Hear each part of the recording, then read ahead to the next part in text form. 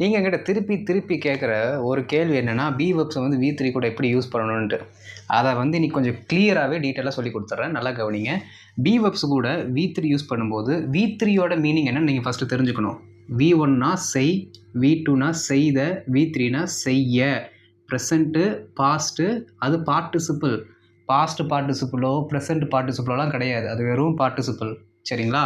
சரி, அப்போது செய்ய அப்படிங்கிற மீனிங்கில் தான் நீங்கள் எடுத்துக்கணும். ஓகே, அப்போது ரைட், ரோட், ரிட்டன். ரிட்டன்னா எழுத, ரெக்டிஃபை, ரெக்டிஃபைடு, ரெக்டிஃபைடு, சரி செய்ய, சரி செய்த, சரி செய். ஆனால் இதை மட்டும் பார்த்துக்கோங்க. ரைட், யூஸ், யூஸ்டு, யூஸ்டு பயன்படுத்த, டேக்கன் எடுக்க. இந்த சவுண்டில் தான் V3 வரும். ஓகே, பிவப்ஸ் கூட நீங்கள் V3 யூஸ் பண்ணும்போது இந்த மீனிங்கில் தான் நீங்கள் அண்டர்ஸ்டாண்ட் பண்ணிக்கணும். அடுத்து இப்போ நான் உங்களுக்கு சொல்லிக் கொடுக்க போகிறது ப்ரெசண்ட் பிவப்ஸில் எப்படி வந்து ஒரு சென்டென்ஸ் கன்வெர்ட் ஆகுது அப்படிங்கிறத நம்ம பார்க்க போகிறோம். அப்போ ப்ரெசென்ட்டில் என்னென்ன இருக்குது? ஆம், இஸ்ஸு, ஆர்.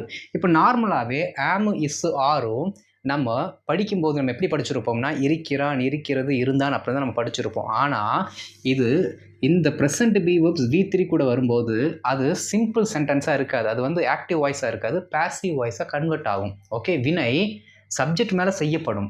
ஓகே, அதனால இது பேசிவாக இருப்பதனால என்ன ஆகுதுன்னா இங்கே இருக்கிறார் அப்படிங்கிற மீனிங்கில் வராது. என்ன மீனிங்கில் வரும்னா படிக்கிறது அப்படிங்கிற மீனிங்கில் வரும். ஓகேங்களா? இப்போ சென்டென்ஸ் பார்த்தலாம் உங்களுக்கு புரியும். A letter is written.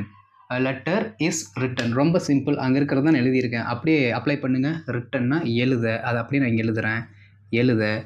Issue, இஸ்ஸுன்னா இருக்கிறது, இருக்கிறான், அதில் சொல்லுவோம். இதில் படிக்கிறது, படிக்கிறான், படிக்கிறாள் அப்படின்னு இருக்குது. சரிங்களா? இஸ்ஸுக்கு முன்னாடி என்ன வார்த்தை இருக்குது? லெட்டர்னு அப்படிங்கிற வார்த்தை இருக்குது. லெட்டர்னா அது தானே.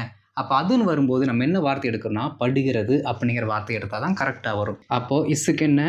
படுகிறது. ஓகே, அ லெட்டர்னா ஒரு கடிதம். இப்போ படித்து பாருங்கள். இப்போ கரெக்டாக ஆர்டர் பண்ணலாமா? ஒரு கடிதம் எழுதப்படுகிறது, இதுதான் meaning. A letter is written. ஒரு கடிதம் எழுதப்படுகிறது. ஓகே, அடுத்து பாருங்கள். I am taken. I am taken. டேக்கன்னா என்ன போட்டிருக்கோம்? எடுக்க அப்படின்னு தான் அங்கே போட்டிருக்கோம். கரெக்டுங்களா? ஆம்னா படுகிறேன், ஆம்னா படுகிறேன், அவ்வளோதான். அப்போது ஐக்கு நான். இப்போ அப்படியே கரெக்டாக ஆர்டர் பண்ணலாமா? நான் எடுக்கப்படுகிறேன். I am taken. I am called, நான் அழைக்கப்படுகிறேன். ஐ எம் பனிஷ்டு, நான் தண்டிக்கப்படுகிறேன். ஐ எம் சென்ட், நான் அனுப்பப்படுகிறேன். புரியுதுங்களா? இப்போ உங்களுக்கான கேள்வி பாருங்களேன். என் அனைத்து பிரச்சனைகளும் சரி செய்யப்படுகின்றன, இதற்கான சரியான ஆங்கில வாக்கியம் என்ன? கமெண்ட்டில் போட்டுருங்க.